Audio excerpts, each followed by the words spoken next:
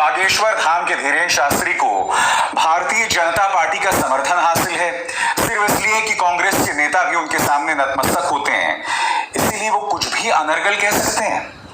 बालासोर में ट्रेन हादसा होता है, उसके बारे में कोई भी संवेदनहीन बयान दे सकते हैं। भगवान राम के बारे में, हमारे श्रद्धेय राम के बारे में कोई भी बयान दे सकते हैं। मंच पर बैठकर अनर्गल बातें कर सकते हैं, सस्ते जादू को चमत्कार कह सकते हैं। आप जानते हैं इन्हीं हरकतों की वजह से एक नहीं दो शंकराचार्य उनके खिलाफ हो गए हैं।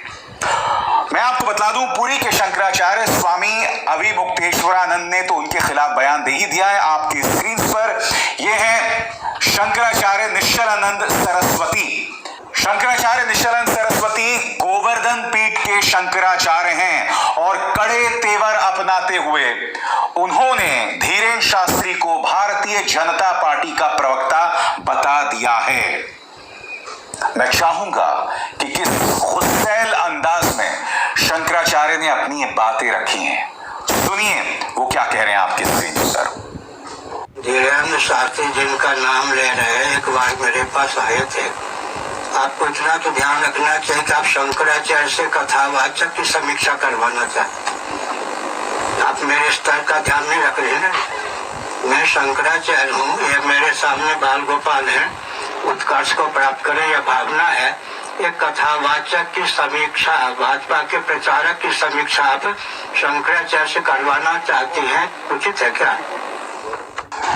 दोस्तों मैं आपको बता दूं कि जगत गुरु शंकराचार्य जो थे वो भोपाल में थे और वहां उन्होंने कहा बीजेपी धीरेन्द्र शास्त्री का उपयोग चुनाव प्रचार के लिए कर रही है। भाजपा बाबा रामदेव की तरह धीरेन्द्र शास्त्री का भी उपयोग कर रही है। ऐसे लोगों को भाजपा मौनी बाबा बना देती है। मेरी बात पर सुप्रीम कोर्ट अपना निर्णय बदल देती है। मैं एक कथावाचक की समीक्षा करूंगा। मैं आपसे एक सवाल पूछना चाहता हूं। अभी 2 ही दिन पहले धीरेन्द्र शास्त्री का एक बयान वायरल हो रहा था दोस्तों, और उस बयान में उन्होंने कहा था भगवान श्री राम के 5 बाप थे। और मैं आपको बता दूं कि ओरछा के एक संत ने उसका कड़ा विरोध किया था, उन्हें चेतावनी दी थी, उन्हें यह तक कहा था कि बाज आइए वरना आपका हश्र भी आसाराम और राम रहीम जैसा होगा। मैं आपको बतला दूं दोस्तों कि दरअसल उनका पूरा बयान यानी धीरेन्द्र शास्त्री का पूरा बयान क्या था। भगवान राम के 5 बाप थे।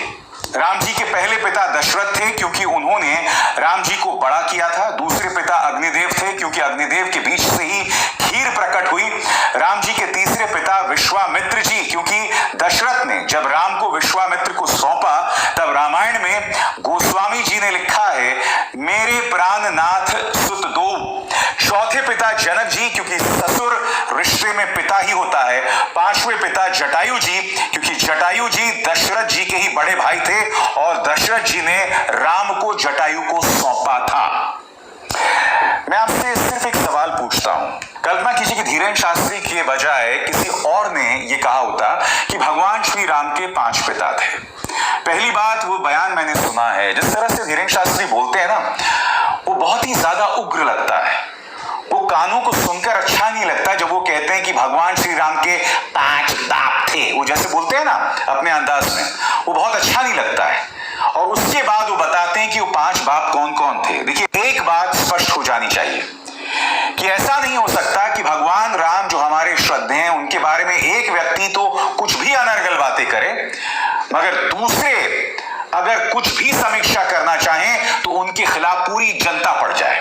आपकी स्क्रीन पर यह ओरछा के एक संत, उन्होंने चेतावनी दी है धीरेन्द्र शास्त्री को और कहा है कि ये ना भूलें कि अगर आप राम का अपमान करेंगे तो आपका हश्र भी राम रहीम और आसाराम जैसा होगा। जैसे कि आप जानते हैं कि राम रहीम और आसाराम दोनों जेल में वक्त गुजार रहे हैं, दोनों ही दोषी पाए गए हैं बहुत ही जघन्य अपराधों के। दरअसल धीरेन्द्र शास्त्री पिछले कुछ दिनों से लगातार अपनी तमाम हदों को पार कर रहे हैं। याद कीजिए दोस्तों कि जब ट्रेन हादसा हुआ था बालासोर में, तब आपको याद है उन्होंने क्या कहा था? उन्होंने कहा था कि हमें इस हादसे के पहले ही संकेत मिल गए थे, मगर भगवान श्री कृष्ण महाभारत को नहीं रोक पाए, तो मैं बालासोर ट्रेन हादसे को कैसे रोक सकता था? मैंने आपको अपने कार्यक्रम में बताया था कि इस बयान में 2 दिक्कतें हैं। सबसे पहली बात, सोचिए जो 280 लोग मारे गए हैं और अगर उनमें से कोई ऐसा परिवार होगा जो धीरेन्द्र शास्त्री का भक्त होगा, उन्हें सुनकर कैसा लग रहा होगा कि धीरेन्द्र शास्त्री रोक सकते थे क्योंकि उन्हें पहले ही संकेत मिल गए थे, मगर उन्होंने कुछ किया नहीं। नंबर एक। दूसरा, वो एक ट्रेन हादसे की तुलना महाभारत से कर रहे हैं, जबकि आप जानते हैं महाभारत एक धर्म युद्ध था और महाभारत में हार हुई थी कौरवों की, क्योंकि कौरवों ने पांडवों को वनवास भेज दिया था।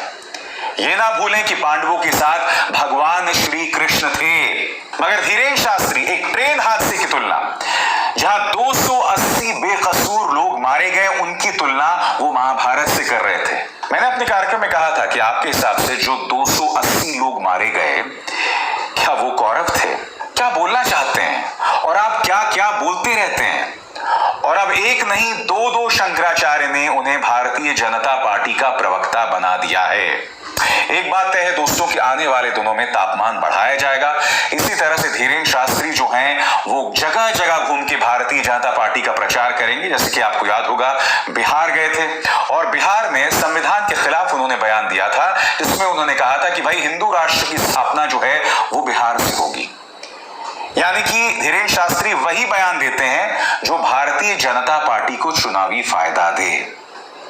और सस्ते जादू को ईश्वरीय चमत्कार बताया जाता है, जो अपने आप में कितनी बड़ी त्रासदी है। मगर मैं उम्मीद करता हूं कि एक नहीं दो शंकराचार्यों की आलोचना के बाद लोगों में सद्बुद्धि आएगी।